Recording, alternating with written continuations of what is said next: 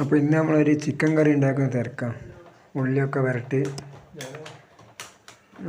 ഉള്ളിയൊക്കെ നല്ല മൂത്താക്കി വരട്ടിയിട്ട് ഒരു ചിക്കൻ കറീൻ്റെ ഇത് ഇപ്പോൾ പെട്ടെന്ന് തോന്നിയ ഐഡിയ. അതുകൊണ്ട് ഒരു ചെറിയ ചിക്കൻ കറി ആക്കി വിചാരിച്ചു. ഞങ്ങൾ രണ്ടുപേരും കൂടിയാണ് തയ്യാറാക്കുന്നത്.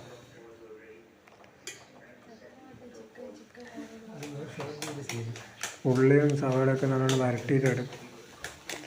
വഴറ്റിയെടുത്തിട്ട് ചിക്കൻ കറി